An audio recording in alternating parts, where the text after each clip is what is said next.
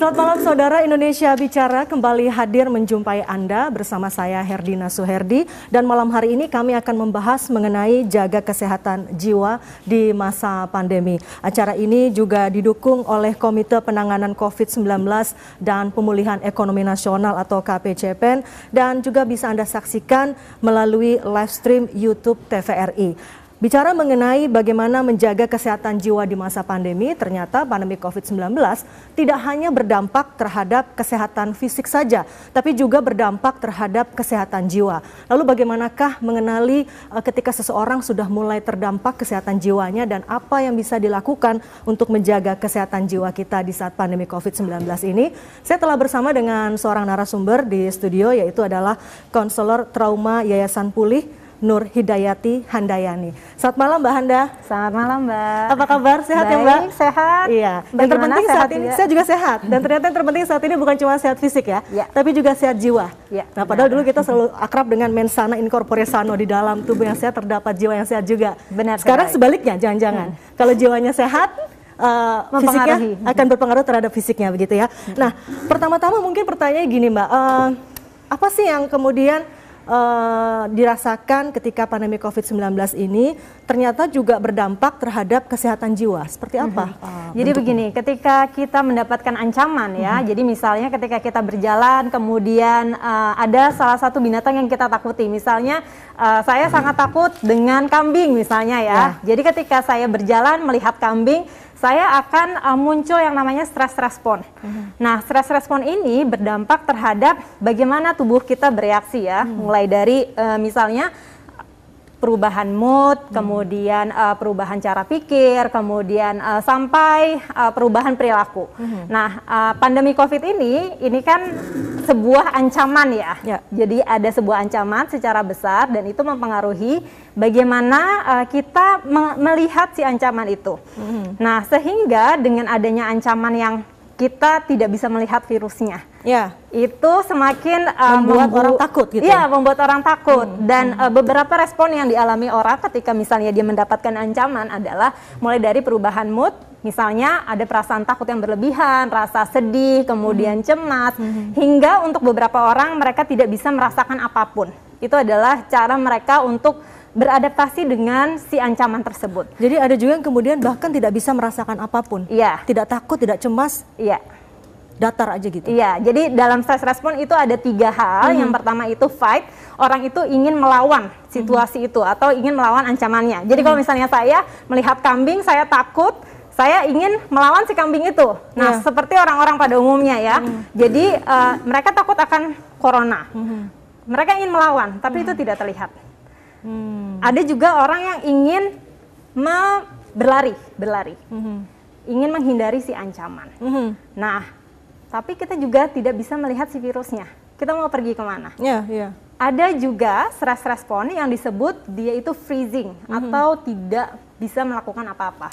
Dalam pandemi COVID-19 ini mana yang paling banyak? Dan kalau kita bicara soal kesehatan jiwa, itu kan ada yang stres, kemudian ada yang sudah sampai depresi gitu ya. Apa yang membedakan ketika seseorang ini stres dengan orang yang depresi? Bagaimana ciri-cirinya gitu? Oke, jadi saya jawab dulu ya. Yang tadi kan banyakan yang mana? Kalau misalnya banyakan yang mana itu tergantung dari individu masing-masing. Ada orang yang dia responnya cenderung melawan, ingin melawan. Ada orang yang ingin berlari. Ada orang yang dia cenderung diam. Jadi saya tidak bisa mengkategorikan mana yang lebih besar. Tetapi secara umum, ketika dalam situasi pandemi orang akan kecemasannya dia meningkat, tingkat stresnya meningkat, kemudian terjadi perasaan frustasi yang sangat tinggi. Untuk kaitannya dengan depresi, itu biasanya kita mengkategorikan ketika sudah ada gangguan aktivitas. Misalnya dari jadwal tidurnya, entah dia jauh lebih panjang atau jadi lebih sedikit. Oh, itu masuk kategori depresi ya? Kemudian pola makannya, ketika dia cenderung makannya lebih banyak atau misalnya makannya jadi lebih sedikit. Itu juga sangat mempengaruhi, itu adalah salah satu gejala depresi. Atau ketika orang yang sudah tidur panjang 12 jam. Ketika dia bangun dia masih merasa capek, lelah. Itu juga merupakan salah satu gejala depresi. Ya, bagaimana kemudian membedakannya gitu Mbak? Apakah ada ciri-ciri yang lebih spesifik? Karena kadang di saat pandemi COVID-19 ini kan banyak di antara kita kemudian yang juga diminta atau diimbau untuk lebih banyak makan misalnya untuk menjaga kesehatan. Tapi ternyata makan lebih banyak dari porsi sebelumnya bisa juga sebagai salah satu ciri-ciri depresi itu tadi gitu kan. Apakah ada ini apa namanya ciri-ciri khusus yang spesifik sehingga saya misalnya bisa mengenali bahwa misalnya diri saya apakah sudah masuk depresi atau bisa mengenali orang sekitar kita bahwa dia mungkin saja sudah depresi gitu. Ketika sudah ada perubahan perilaku itu adalah sebenarnya tanda untuk mencari bantuan. Jadi misalnya yang tadinya Mbak siaran gitu ya setiap hari, jadi tidak semangat untuk siaran atau yang biasanya selalu on time selalu jadi terlambat atau misalnya ada penugasan biasanya dia selalu mengerjakan dia tidak jadi mengerjakan atau kesulitan tidur, insomnia. Ketika sudah ada perubahan-perubahan signifikan seperti itu adalah tanda orang tersebut butuh mencari bantuan. Ada nggak yang sampai kemudian melampiaskannya dalam berbagai bentuk? Misalnya ada yang sampai histeris sendiri tanpa sebab seperti itu? Yang cenderung saya dengar ya ketika saya praktek itu adalah orang menjadi mudah marah. Mudah marah karena sebenarnya dia pengen marah tapi kan nggak kelihatan virusnya ya, jadi dia mudah marah salah pindah ke orang lain. Misalnya saya marah sama corona, kemudian yang saya melampiaskannya ke orang lain. Karena saya interaksinya dengan Mbak setiap hari gitu, maka saya marahnya sama Mbak. Nah kemudian juga ketika misalnya dalam situasi ada nggak sih muncul keinginan untuk bunuh diri, itu juga dialami oleh beberapa orang karena dia tidak melihat bahwa pandemi ini akan berakhir, bahwa dia bisa menjalankan hidupnya, atau misalnya dampak dari ekonomi ya, banyak orang yang dipecat, banyak orang kehilangan pekerjaan, atau pengurangan jam kerja, sehingga tantangan secara ekonomi, atau misalnya terlilit hutang, yang dia ambil kredit dari untuk mobil, rumah, dan lain sebagainya tidak bisa bayar, akhirnya dia pergi untuk menghindari ancaman dari kreditur, dan akhirnya dia ada keinginan untuk bunuh diri. Gitu juga. Jadi rupanya kalau kita bicara soal penyebabnya tidak saja ketakutan akan virus coronanya itu sendiri, tapi juga dampak susulannya seperti misalnya faktor ekonomi juga menyebabkan stres dan depresi. Di Yayasan Pulih atau yang sudah dilakukan teman-teman di KPCPN termasuk juga programnya barangkali apa yang paling sering dihadapi? Apakah ketakutan karena coronanya atau justru karena dampak susulannya misalnya yaitu tadi karena faktor ekonomi yang lebih memperberat stres dan depresi seseorang? Kalau hasil dari analisa UNFPA, ini adalah Persatuan Bangsa-Bangsa untuk kependudukan ya, itu analisanya adalah sebenarnya kalau misalnya dibilang coronanya atau dampak ekonominya, yang terlihat adalah sebenarnya dampak ekonominya. Jadi misalnya gini, dampak ekonomi yang menyebabkan orang akhirnya depresi, karena kan kebutuhan dasar manusia adalah sandang, pangan, papan ya, sedangkan si pangannya ini tidak terpenuhi, atau misalnya kita mendapatkan bantuan, tetapi kan selain bantuan pokok, misalnya biaya sekolah masih tetap ada, kemudian tadi hutang-hutang yang lain ya, atau misalnya kebutuhan-kebutuhan yang ketika misalnya salah satu sanak keluarga kita kehilangan pekerjaan, kan kalau sistem masyarakat kita adalah kita membantu keluarga yang lain Oke. Tapi sebetulnya bicara soal data, selama pandemi COVID-19 ini kita sudah jalani selama hampir setahun ya, atau sudah setahun barangkali, Maret kemarin sudah setahun, angkanya itu meningkat nggak orang-orang di Indonesia yang kemudian mempunyai masalah kejiwaan? Ya, datanya meningkat. Ini hasil dari UN Women. Kalau ini Persatuan Bangsa-Bangsa untuk isu perempuan ya. Jadi sekitar, ini menarik, kalau sekitar 57% perempuan itu meningkat kecemasannya, sedangkan untuk laki-laki itu sekitar 58%. Nah, padahal kalau dari data covid.go.id yang banyak meninggalkan laki-laki, tetapi ternyata dari segi kecemasan yang lebih tinggi itu adalah perempuan. Karena itu diikuti dengan kita banyak bekerja dari rumah, sekolah dari rumah, dan beban domestik itu biasanya jatuh ke si perempuan. Sehingga kemudian lebih banyak perempuan yang menderita kecemasan lebih tinggi dibandingkan laki-laki. Lalu bagaimana cara kita untuk mengatasi rasa khawatir, bahkan mungkin depresi dan sebagainya ini, Mbak? Oke, kalau karakteristik perasaan sebenarnya yang paling penting adalah kita menerimanya. Mereka ini kan ketika muncul, ibaratnya gini, kalau anak kecil dia nangis, kita kan perlu ngelihat dulu, oh ada nih anak kecil yang sedang menangis gitu ya, sebelum kita akhirnya membuat dia merasa nyaman, akhirnya berhenti. Nah, sama dengan sifat perasaan. Ketika kita sudah menerima dia, berarti kita sudah menganggap dia itu ada, itu biasanya akan mereda. Tapi karena kita tidak biasa menerima perasaan-perasaan negatif. Misalnya gini, di masyarakat kita kan selalu dibilang jangan sedih dong, jangan marah dong, jangan ini gitu ya. Itu berdampak terhadap bagaimana kita merespon perasaan-perasaan tersebut. Sehingga kita tidak memiliki kapasitas untuk menerima perasaan-perasaan negatif tersebut. Dan ketika kita semakin menekan perasaan itu, maka perasaan ini semakin besar. Dan ketika semakin besar, semakin ditekan, itu seperti bom waktu. Kapan saja dia bisa meledak. Lalu bagaimana cara, nanti kita bahas berikutnya ya, supaya itu tidak kemudian malah jadi meledak dan jadi bom waktu. Tapi saya tadi tertarik dengan data terkait mengenai perempuan di masa pandemi ini, terutama kalau kita bicara soal kesehatan jiwa. Rupanya banyak perempuan yang lebih cemas dibandingkan laki-laki. Nah, kalau bicara mengenai profesi atau mungkin usia gitu, mana yang lebih banyak terdampak? Karena kan sekarang kita melihat anak-anak misalnya. Anak-anak ini juga cukup terdampak barangkali karena sekolahnya online sehingga lebih banyak di rumah begitu. Apakah sejauh mana dampaknya terhadap anak-anak? Oke, kalau misalnya saya punya datanya orang muda ya, usia 15 tahun sampai 30 tahun. Ini survei cepat yang dilakukan oleh UNFPA bahwa sekitar 1 dari 4 orang dari total 914 orang yang disurvei ya, itu sumber kecemasannya adalah dari si virusnya itu. Mereka khawatir dia ataupun keluarganya terinfeksi corona, gitu. Kemudian yang data selanjutnya adalah sekitar, yang tadi itu adalah hampir 1 dari 2 orang. Jadi datanya adalah hampir 1 dari 2 orang mengalami kecemasan terhadap si virus corona itu.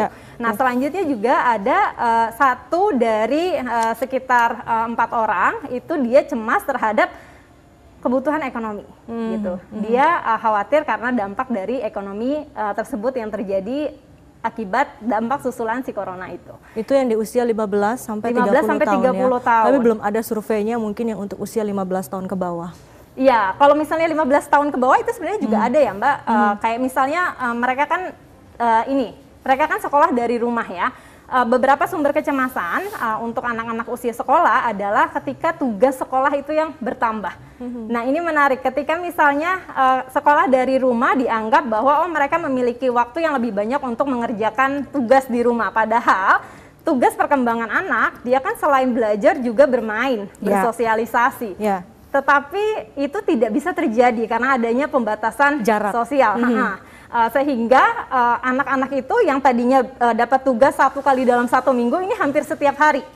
Dan kesenjangan ini juga terjadi ketika misalnya anak-anak di daerah terpencil gitu ya. Kan kalau daerah perkotaan anak-anak itu cenderung banyak tugas, sedangkan di daerah pedesaan anak-anak ini cenderung tidak mendapatkan tugas atau bahkan tidak ada belajar dari rumahnya karena tidak punya ponsel atau misalnya ada masalah infrastruktur dan seterusnya. Itu dampaknya apa terhadap perkembangan kejiwaan seorang anak jika itu dilanjutkan atau dibiarkan? Kalau dari segi aspek kesehatan mental ya dan tugas perkembangan si anak itu kan anak juga perlu punya kemampuan bersosialisasi. Jadi anggap saja misalnya 1 tahun nih anak-anak kita dia itu kesulitan bersosialisasi, akhirnya tingkat kecemasan mereka juga meningkat. Kemudian yang paling umum muncul adalah perasaan kesepian. Karena lagi-lagi itu adalah tugas perkembangan mereka, bagaimana mereka menemukan kelompoknya, bagaimana mereka merasa diterima oleh kelompoknya juga, sehingga ketika mereka tidak bisa berinteraksi dengan teman-temannya, mereka merasa kesepian dan akhirnya bisa depresi atau misalnya kecemasan tinggi. Baik, itu tadi sudah perempuan sudah, anak-anak sudah, bagaimana dengan lansia? Karena kita tahu lansia juga banyak yang terpaksa harus berdiam di rumah, tidak bisa beraktivitas karena mereka cukup rentan gitu ya, sehingga mungkin saja secara kejiwaan gitu, emosionalnya terganggu. Oke, kalau untuk beberapa klien saya yang usia lansia itu juga terkait dengan ini ya, interaksi sosial ya, jadi tingkat kesepian mereka juga tinggi gitu, terutama mereka kan banyak yang di rumah saja, apalagi misalnya ruang geraknya itu lebih terbatas ya daripada usia anak atau misalnya usia produktif seperti kita. Mungkin beberapa dari kita masih bisa beraktivitas keluar rumah, tapi mereka itu lebih di rumah saja. Dan kita juga perlu melihat bahwa lansia di kita mungkin mereka tidak terbiasa dengan teknologi. Bagaimana mereka yang tadinya tidak terbiasa dengan video call gitu. Mereka lebih suka dengan interaksi secara langsung gitu. Dan mereka perlu adaptasi lagi. Sedangkan lagi-lagi kita punya masalah infrastruktur, mungkin juga di rumah tangga orang tersebut dia tidak memiliki perangkat seperti yang kita miliki, kemudian juga bagaimana mereka tidak memiliki kemampuan untuk mengoperasikan media teknologi itu. Ya, tadi menarik soal media teknologi, media sosial. Ada juga yang mengatakan bahwa untuk mengurangi tingkat stres atau depresi di saat pandemi COVID-19 ini, ada yang menyarankan membatasi menggunakan media sosial, membatasi asupan informasi dan sebagainya. Tapi sebetulnya sejauh mana sih dampak dari bermedia sosial ini bagi kesehatan jiwa kita? Dijawabnya nanti ya Mbak ya, kita harus jeda terlebih dahulu. Saudara tetaplah bersama kami, Indonesia Bicara akan kembali usai jeda berikut ini.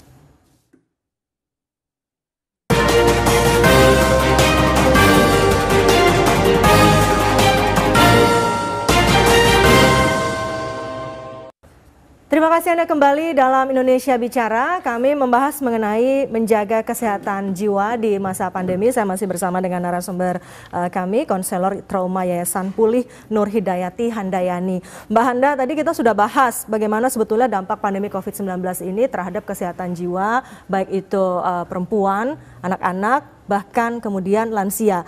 Nah, ada juga data yang menarik menyatakan begini, di saat pandemi COVID-19 ini ternyata angka kekerasan terhadap perempuan itu juga meningkat. Mengapa demikian, Mbak? Oke, ini kan kalau dari datanya LBH Apik, di tahun 2020 tercatat sekitar 1.178 data yang masuk pengaduan ya. Nah, ini meningkat sebenarnya faktor ekonomi, lagi-lagi faktor ekonomi, tapi ini hanya salah satu saja. Salah satu saja sebenarnya kenapa terjadinya kekerasan itu ada banyak faktor lain, dan ekonomi karena kita terdampak ekonomi karena COVID ini akhirnya itu menjadi faktor yang cukup juga dominan gitu ya. Jadi misalnya gini, ketika kan kalau di sistem masyarakat kita laki-laki ya, laki-laki itu diibaratkan mereka harus menopang keluarga. Ada ketidakseimbangan pembagian tugas, sedangkan perempuan dia diharapkan untuk menjadi orang yang menanggulangi bagian domestik, termasuk menyelesaikan urusan domestik gitu ya, dari mulai domestik, urusan anak sampai urusan dapur semua gitu harus beres. Nah, sedangkan ketika misalnya untuk bagian yang terdampak kehilangan pekerjaan, kan laki-laki ini menjadi stres ya. Lagi-lagi di sistem masyarakat kita, laki-laki itu tidak boleh menunjukkan perasaan gitu. Mereka harus kuat, harus selalu bisa menyelesaikan masalah. Padahal laki-laki juga manusia kan sehingga yang keluar adalah marah. Sedangkan perasaan marah ini adalah perasaan sekunder. Jadi dia bukan yang utama. Keluarnya marah, padahal sebenarnya dia merasa sedih, frustasi, kemudian kecewa pada dirinya, kemudian mungkin dia merasa malu kehilangan pekerjaannya. Akhirnya yang keluar adalah marah. Untuk perempuan, karena dia diharapkan untuk selalu bagus ya dalam hal-hal domestik, mengasuh anak belajar dari rumah. Berarti kita memasak, kemudian mencuci dan lain sebagainya, mendampingi anak untuk belajar juga, dan buat perempuan yang bekerja. Ya, berarti dia juga ada tugas pekerjaan juga ya, karena kan adanya virus, berarti kan mungkin beberapa orang kehilangan asisten rumah tangga. Betul. Nah, jadi terjadilah gesekan-gesekan di mana kita ketemu dengan pasangan itu 24 jam di rumah, yang mungkin biasanya kita pergi keluar untuk bekerja, ini 24 jam, akhirnya kita tidak punya kemampuan komunikasi yang baik untuk menyampaikan kebutuhan, bagaimana kita perlu mendapatkan bantuan dari pasangan. Yang terjadi adalah keluar emosi marah itu. Jadi suami melampiaskan marah ke istri, istri juga mungkin jangan-jangan melampiaskan marah ke anak barangkali ya. Karena bisa kita juga melihat ada peristiwa waktu itu di Tangerang atau di Banten, ada ibu yang menganiaya anaknya hanya karena kesal, anaknya tidak mengerti pelajaran sekolah. Itu kan sungguh prihatin ya, miris sebetulnya kita. Dan ini termasuk dalam lingkaran kekerasan, Mbak.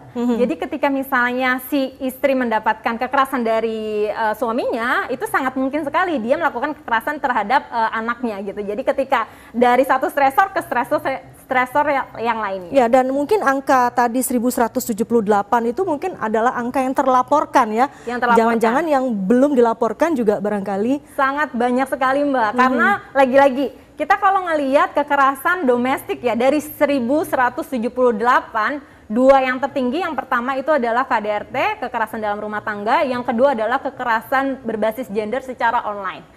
Misalnya gini. Seperti apa tuh, Mbak?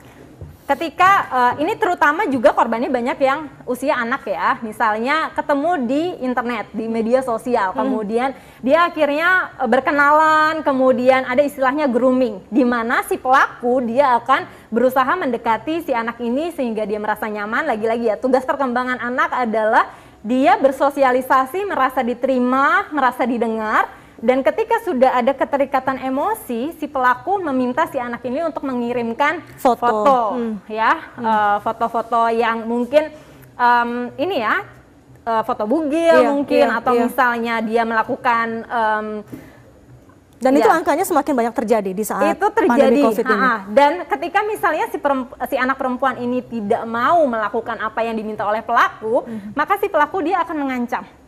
Bahwa misalnya, oh nanti kalau kamu tidak mau ketemu saya atau kamu tidak mau berhubungan seksual dengan saya, maka saya akan sebarkan ini. Atau yang terjadi juga ketika mereka sudah pacaran, gitu ya. Lagi-lagi kita kan kurang informasi tentang kesehatan reproduksi, seksual dan seterusnya, ya, itu menjadi hal yang tabu. Sehingga anak-anak kita ini tidak tahu bahwa ketika mereka melakukan itu resikonya tuh apa, dan ketika misalnya dia menggunakan teknologi juga untuk misalnya merekam, akhirnya yang terjadi adalah si pelaku akan mengancam si perempuan ini, kalau kamu putus sama saya maka saya akan sebarkan. Jadi sebetulnya di satu sisi teknologi IT ini positif ya, tapi ketika disalahgunakan atau disalahartikan manfaatnya maka berdampak juga negatif. Dan bicara soal dampak media sosial terhadap tingkat kesehatan jiwa seseorang, sejauh mana sebetulnya dampaknya? Tadi kita bicara lebih ke masalah pelecehan ya, pelecehan di media sosial, di internet terhadap anak perempuan. Bagaimana dampaknya terhadap seseorang? Ini kalau kita di Indonesia ini kan kita senang bermedia sosial gitu ya, senang berinteraksi, seolah-olah menggantikan peran interaksi sosial secara langsung sehingga kita menggunakan media sosial. Tapi juga banyak yang mengatakan itu juga malah menimbulkan stres dan depresi karena adanya informasi yang mungkin belum akurat tapi beredar. Bagaimana Mbak soal itu? Oke, kalau secara umum ya, secara dunia ada data yang menyebutkan bahwa ketika kita semakin sering terekspos media sosial, itu tingkat stres dan depresi kita juga akan meningkat. Kenapa? Karena ketika misalnya kita melihat media sosial, kan banyak yang mengira bahwa apa yang dipost di media sosial itu adalah benar. Benar, padahal belum tentu. Secara tidak langsung, dia membandingkan hidupnya dengan orang lain. Oh, orang lain sepertinya bisa melakukan ini, bisa melakukan itu, mencapai A, B, C, dan lain sebagainya. Jadi secara umum aja tanpa corona itu sudah ini ya membuat dia merasa tidak percaya diri, membanding-bandingkan dirinya.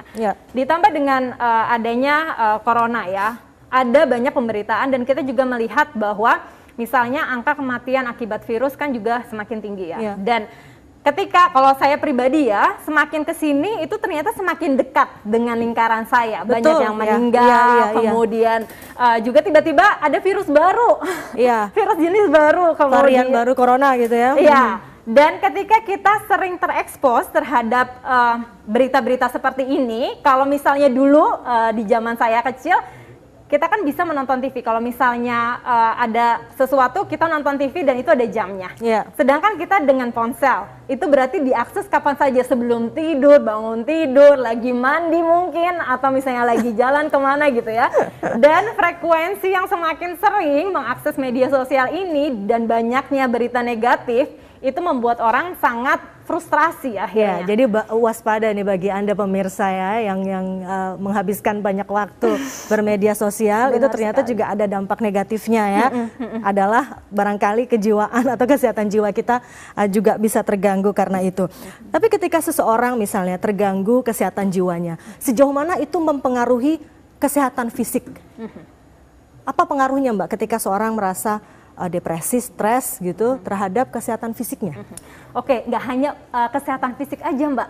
Jadi kan tadi perubahan mood, perubahan pola pikir dan sikap, perubahan perilaku, perubahan fisik, sama yang terakhir adalah perubahan terhadap penggunaan zat adiktif ya. Yang pertama tadi sudah dijelaskan bahwa adanya perubahan perasaan. Yang kedua perubahan pola pikir dan sikap ya. Misalnya gini, yang tadinya kita melihat humor itu adalah sesuatu yang menyenangkan.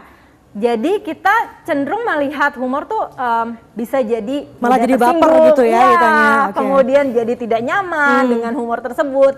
Yang tadinya orangnya cukup seimbang lah melihat antara positif dan negatif, kemudian kita jadi lebih fokus kepada hal-hal yang negatif. Yeah. Kemudian juga kita yang tadinya selalu ada perubahan perilaku, salah satunya adalah yang tadi kita biasanya selalu on time ngerjain pekerjaan, ini menjadi melambat. Atau yang cenderung sosial ya, jadi dengan teman-teman sendiri, ini cenderung mengisolasi diri. Atau ketika misalnya di chatting, kemudian dia berapa hari tidak bales, itu bisa jadi salah satu gejala. Ya, atau misalnya tadi gejala fisik adalah dia yang cenderung tidur lebih lama. Ada juga gini Mbak, orang yang sebetulnya ketika diperiksa, seseorang diperiksa kesehatannya sehat, tapi dia merasa selalu ada yang sakit perut atau pusing selalu atau hal-hal yang kaitannya dengan kesehatan fisik, padahal sebetulnya itu dipengaruhi kesehatan jiwa. Semakin banyak nggak kejadian seperti itu sekarang? Ya, itu namanya psikosomatis. Psikosomatis ya, oke. Ya, jadi ketika misalnya dia ke dokter, kemudian udah di scan, udah dilakukan pengecekan, ternyata tidak ada apa-apa, itu bisa jadi gejala psikosomatis. Yang lagi-lagi ditimbulkan oleh respon stres itu, termasuk dia bagaimana ngerasa, aduh kayaknya kepala saya pusing, kemudian aduh mungkin ada sesuatu di kepala saya, pas di scan ternyata nggak ada apa-apa. Itu sebenarnya adalah dampak dari stres itu sendiri. Oke, lalu kemudian apa yang harus dilakukan Mbak untuk menjaga atau menjaga kesehatan jiwa kita lah ya dari kondisi-kondisi seperti ini, dan juga bagaimana orang sekitarnya harusnya merespon ketika ada anggota keluarganya yang mengalami hal seperti itu? Yang pertama, tadi dibilang karakter perasaan itu adalah hanya ingin diterima. Kita perlu menerima perasaan itu dengan welas asih. Konsep welas asih ini adalah misalnya saya melihat Mbak bersedih ya, saya akan bilang aduh oke, saya bisa melihat kamu sedih dan itu nggak apa-apa. Ya, tapi kebanyakan orang bisa ngomong gitu ke temannya, tapi ketika ke dirinya sendiri dia akan marah. Kamu kenapa sih kok sedih terus gitu ya? Kamu kenapa kecewa terus? Kamu kenapa marah gitu? Nah, kita perlu mengganti responnya dari yang marah menjadi oke, nggak apa-apa, itu kamu lagi sedih. Yang kedua adalah ketika misalnya dia sudah tahu nih, oh dia lagi kecewa, sedih dan lain sebagainya, dia tahu juga kayak siapa aja dukungan sosial yang dia punya. Ternyata bercerita itu, kalau misalnya dari kita lihat datanya ya, antara konseling ke profesional dan punya pendengar yang baik, itu bedanya cuma 40% Mbak. 40%. 40%. Kita cuma menang di metodologi ya. Kita kan punya sistematis ya metodologinya. Iya. Tapi ketika kita punya teman yang dia bisa mendengar aktif, bisa hadir secara emosi saat kita butuh, maka itu sebenarnya juga cukup membantu ya untuk bercerita. Kemudian selanjutnya yang paling penting sekali ketika misalnya saya melakukan konseling, saya akan memastikan bahwa klien saya ini jam tidurnya benar dulu. Karena ketika kita kurang tidur, itu akan memproduksi banyak hormon kecemasan. Dan dia juga bisa menyebabkan orang tuh overthinking, kemudian dia jadi jadi susah mudah konsentrasi, cemas dan seterusnya ya. Kemudian yang penting juga adalah aktivitas fisik. Ya, kita perlu juga menimbulkan hormon-hormon bahagia ya dengan aktivitas di rumah aja gitu ya. Iya, di rumah aja kan sudah banyak ya, misalnya di media sosial, oh bagaimana 15 menit olahraga yang sangat simpel. Baik, nanti kita lanjutkan lagi Mbak, ini menarik gitu ya, karena dekat dengan kehidupan kita sehari-hari dan bicara soal kurang tidur, olahraga, tapi di saat yang bersamaan juga kita nggak bisa keluar gitu ya, atau harus membatasi aktivitas. Ini dekat dengan kehidupan kita saat ini, dan saudara tetaplah bersama kami akan bahas lagi usai jeda berikut ini.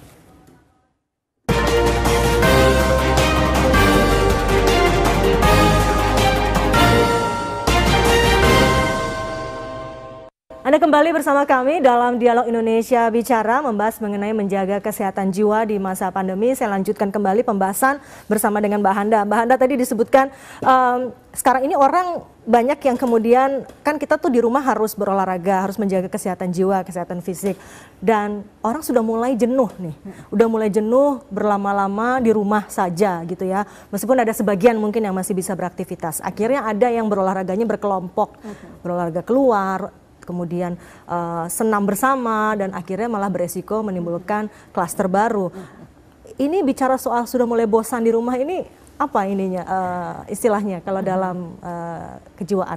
Ini sebenarnya ada fenomena namanya pandemic fatigue ya, pandemic atau fatigue, misalnya kelelahan dalam pandemi, di mana seseorang sudah jenuh sekali karena tidak tahu kapan ini berakhir, gitu. Jadi ketika orang dalam situasi ini, dia kan jadi frustasi ya. Apakah saya bisa melanjutkan hidup saya, masa depan saya, pekerjaan yang saya ingin lakukan di masa depan atau tidak. Nah, ketika orang-orang yang dalam situasi ini akhirnya dia bisa jadi dia mengambil resiko karena ya udah ini kayaknya akan seterusnya, ya sudah deh saya akhirnya melakukan olahraga berkelompok yang dimana mungkin mulai sedikit ini ya kendor gitu penjagaannya ya, protokolnya ya. Ini juga karena bisa dampak dari pandemic fatigue ini karena dia lelah dalam pandemi.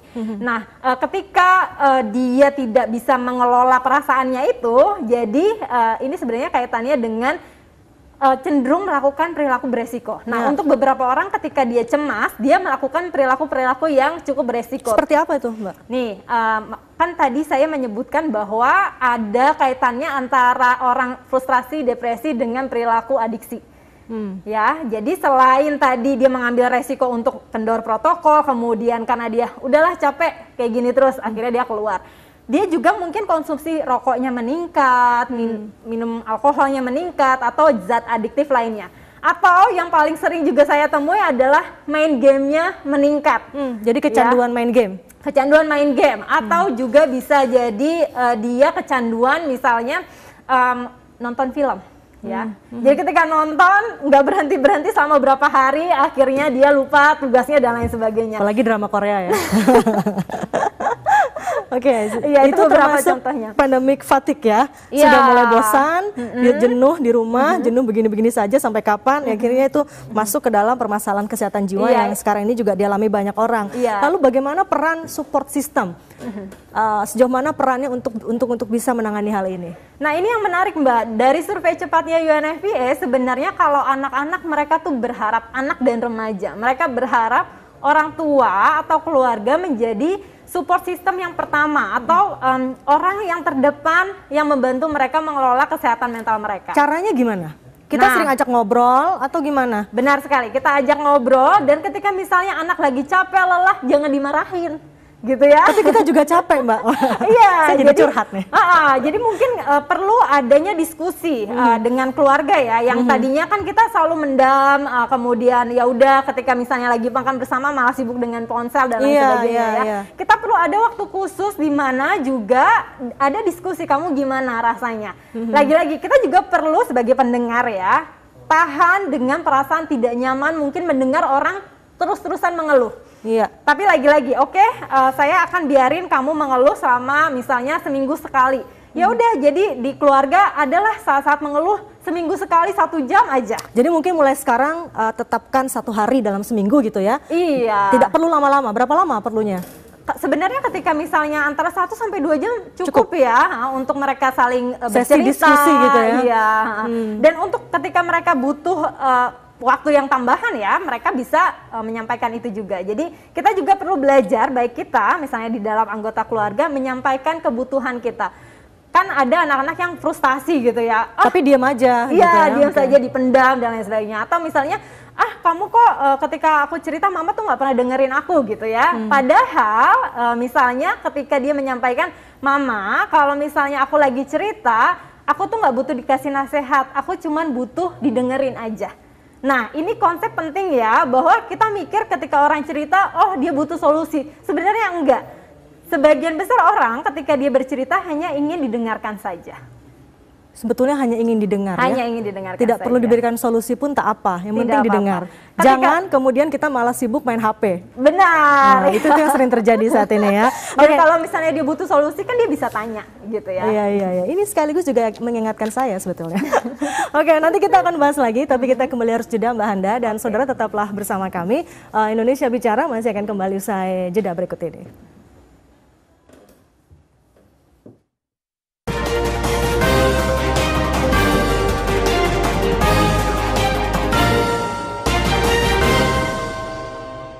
Terima kasih Anda kembali bersama kami dalam Dialog Indonesia Bicara yang kali ini didukung oleh Komite Penanganan COVID-19 dan Pemulihan Ekonomi Nasional, dan Anda juga bisa menyaksikannya live stream di YouTube TVRI. Mbak Handa, tadi soal bagaimana kita harus mulai aware gitu ya penggunaan soal HP, media sosial dan sebagainya yang tadi saya sebutkan, mengingatkan saya juga ada istilahnya digital detox. Apa itu Mbak? Jadi digital detox itu adalah upaya di mana kita menghilangkan diri sementara dari media sosial ya. Jadi kita tidak menggunakan media sosial untuk jangka waktu tertentu. Misalnya 1 minggu hingga 1 bulan ya. Dan, jadi jangan buka dulu itu semuanya? Ya, ditutup dulu. Tutup dulu. Kecuali misalnya untuk khusus misalnya aplikasi untuk chatting gitu ya. Yang dimana kita bisa berkomunikasi dengan orang-orang terdekat kita. Nah, ketika kita keluar dari media sosial seperti Instagram, Facebook, bukti penelitiannya adalah orang rasa bahagianya meningkat dan dia merasa lebih bermakna gitu. Walaupun beberapa orang juga mungkin merasa fear of missing out atau ntar aku ketinggalan sesuatu enggak nih ya gitu. Tapi ternyata secara umum orang-orang yang melakukan uji coba ini ya, eksperimen ini, dia bisa untuk istirahat sejenak dari media sosial. Dan itu baik bagi kesehatan jiwa ya? Sangat baik untuk kesehatan jiwanya. Mbak, kalau kita bicara soal KPCPEN ini kan juga punya fokus terhadap bagaimana menangani dampak dari pandemi COVID-19.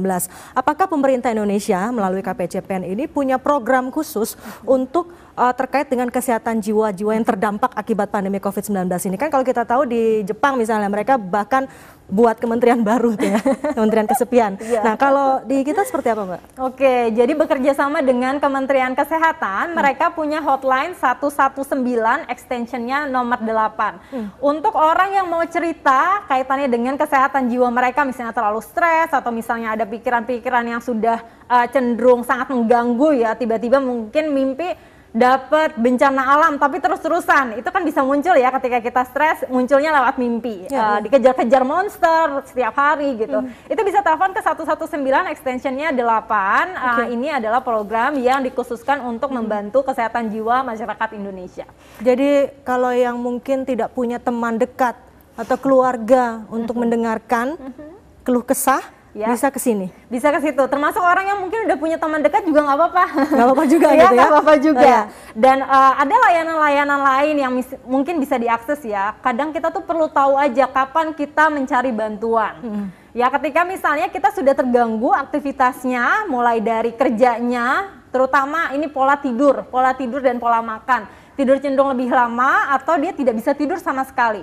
Atau jam tidurnya berubah? Ya, jam 7 tergantung juga apakah itu kaitannya dengan pekerjaan atau enggak ya. Ini tidur lama atau tidurnya sangat sedikit. Pola makan yang tadinya makanannya ini ya rutin ya 3 kali sehari, dia jadi tidak punya nafsu makan atau cenderung pengen makan terus. Atau yang mungkin pengennya marah terus, itu juga bisa ya? Dan juga ketika misalnya dia sudah kepikiran untuk bunuh diri atau misalnya dia kepikiran, aduh saya kayak nggak ada harapan lagi, itu adalah tanda bahwa kita perlu mencari bantuan profesional. Siapa Mbak yang dilibatkan di 119 ini? Siapa saja orang-orang atau profesi barangkali yang terlibat di situ? Psikolog dan psikiater. Psikolog dan psikiater. Apakah juga ada yayasan ataupun ada lembaga tertentu yang bekerja sama dalam hal ini dengan pemerintah untuk mengatasi hal ini? Biasanya asosiasi profesi Mbak yang bekerja sama, mereka ada programnya ya.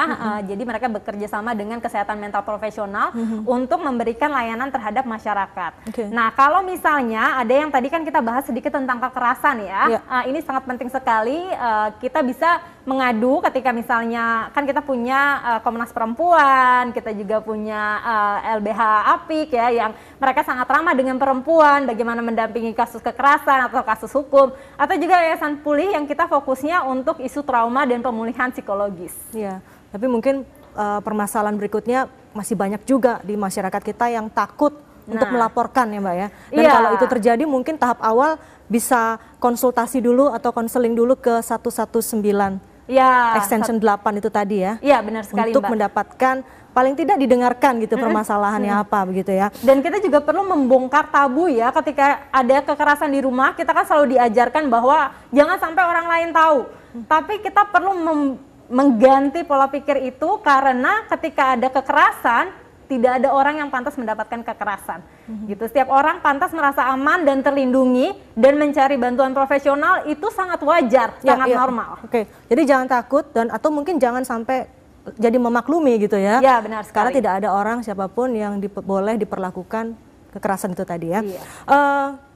Dukungan kita, orang-orang di dalam keluarga terhadap orang-orang kita sayangi, bagaimana bisa kita lakukan secara maksimal, terutama di saat bahaya atau ancaman kesehatan jiwa ini di pandemi COVID-19. Oke, jadi kita bisa misalnya dari anggota keluarga ya, ketika misalnya anak kita terlalu cemas, atau misalnya salah satu anggota keluarga mereka mulai cemas dan takut terus-menerus, kita juga bisa membantu mereka untuk fokus ke masa kini. Caranya dengan membantu mereka memetakan mana yang bisa dikontrol, mana yang tidak bisa dikontrol. Ya. Kemampuan ini sangat penting sekali. Jadi misalnya gini, apa sih yang nggak bisa kita kontrol? Cuaca, atau kapan pandemi ini akan berakhir? Apakah itu nggak bisa kita kontrol?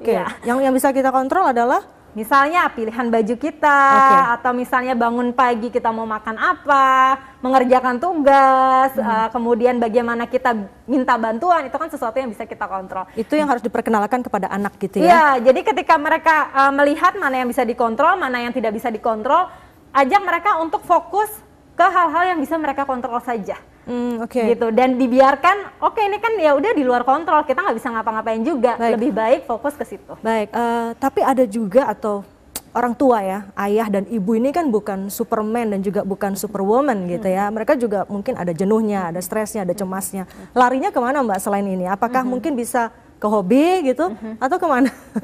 Biasanya ke dukungan teman sebaya atau keluarga ya. Jadi ketika misalnya mereka, nah ini yang penting juga ya, ketika kita menjadi orang tua bukan berarti kita berhenti menjadi teman orang lain ya. Ini perlu diingat ya. Yang lain kebanyakan kita udah sibuk di rumah ya. Ya benar, dan perlu dijaga sistem pertemanan kita. Ketika misalnya kita tahu nih, kita lagi stres, gimana kita membuat dukungan sosial dengan teman-teman dekat kita. Kita akan petakan nih, si A, B, C, dan D misalnya. Mereka bisa dihubungi, mereka ada pendengar yang baik. Jadi nggak apa-apa sekali-sekali me time sama teman ya? Tentu saja Mbak. Jadi untuk menjadi istri yang baik, atau suami yang baik, orang tua yang baik, kita juga perlu waktu dengan teman-teman kita. Dan kita bisa misalnya sistem pengecekan rutin. Seminggu sekali kita akan saling ngecek nih, saya dan Mbak misalnya ya. Dan nggak harus ketemu ya? Bisa lewat Zoom, bisa video call gitu ya. Apa yang bisa disampaikan Mbak kepada masyarakat, kepada yang pemirsa TVRI yang sedang menyaksikan saat ini untuk menjaga kesehatan jiwa? Untuk menjaga kesehatan jiwa, yang paling penting adalah kita perlu tahu kapan mencari bantuan ahli. Karena ini adalah isu yang masih sangat sensitif dan sangat tabu ya. Dan kita perlu membuat itu wajar. Ketika kita sakit fisik, maka kita akan ke dokter. Dan ketika kita ada masalah kesehatan jiwa, kita perlu datang misalnya ke konselor, psikolog, atau misalnya ke psikiater. Dan itu adalah hal yang normal. Kita kan pengen sehat, nggak hanya fisiknya, tapi jiwanya juga. Jadi jangan malu gitu ya, atau jangan ragu juga ya. Karena kadang-kadang juga ada stigma, kok datang ke psikiater, kenapa gitu ya. Padahal sih banyak kan yang datang ke saya juga konseling itu adalah orang-orang yang juga berupaya untuk mengatur kesehatan jiwanya. Gitu ya. Jadi orang-orang yang mungkin baru putus, punya masalah keluarga, sebelum itu tereskalasi menjadi lebih besar dampaknya, dia langsung datang konseling. Tapi juga ada mungkin ya Mbak ya, di sebagian masyarakat kita ini yang jangankan berpikir untuk konseling gitu ya, berpikir untuk bagaimana besok hidup saja mungkin, atau faktor ekonomi itu tadi ya, itu sulit gitu.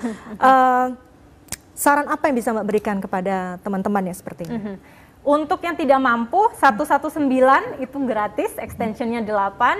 Dan untuk Yayasan Pulih, kita juga sebenarnya ada dukungan untuk yang tidak mampu juga. Jadi ada sistem subsidi silang, walaupun kita juga sebenarnya kalau ada yang mampu. Yayasan Pulih itu ada di mana ya Mbak? Di Jakarta, di Pasar Minggu Mbak. Gitu. Dan kita selama ini karena adanya pembatasan jarak sosial, kita akhirnya operasinya secara online. Dan itu bisa diakses di website? Ada di website, Instagram, tinggal di googling aja yayasanpulih.org. Ya, jadi kita bisa ke Yayasan Pulih gitu ya, atau ke yang tadi yang 119, sudah dibuat oleh pemerintah, 119. P2 TP2A itu juga ada programnya pemerintah untuk pendampingan kekerasan terhadap perempuan, atau misalnya mereka malu mau misalnya kirim email, bisa juga ke Komnas Perempuan atau KPAI untuk yang perlindungan anak, itu juga ada. Dan ada lagi kalau nggak salah ini asosiasi atau perkumpulan dokter psikiater ya? Iya, itu jadi juga ada. Maksudnya ini adalah klinik umum ya, jadi kan kita sudah banyak ya klinik psikolog juga, itu juga bisa diakses mungkin yang mau dekat dari tempat tinggalnya, tapi secara umum layanan kesehatan jiwa kebanyakan sih secara saat pandemi ini adalah secara online ya. Ya, jadi juga bisa tadi 119 Extension 8 atau ke Yayasan Pulih, yayasan yang serupa dengan Pulih gitu ya, atau juga bisa ke www.pdskji.org itu ya. Ya, itu ini juga untuk dokter kesehatan jiwa, mereka punya websitenya dan di situ juga bisa konsultasi secara online juga. Baik, Mbak Nur Hidayati Handayani, konselor trauma Yayasan Pulih, terima kasih banyak sudah berbincang bersama kami di Indonesia Bicara malam hari ini. Dan mungkin terakhir yang bisa saya sampaikan juga kepada pemirsa bahwa kesehatan jiwa sama pentingnya dengan kesehatan fisik. Demikian perbincangan kami dalam Dialog Indonesia Bicara. Terima kasih Anda sudah bersama kami, selamat malam dan sampai jumpa. Sehat selalu.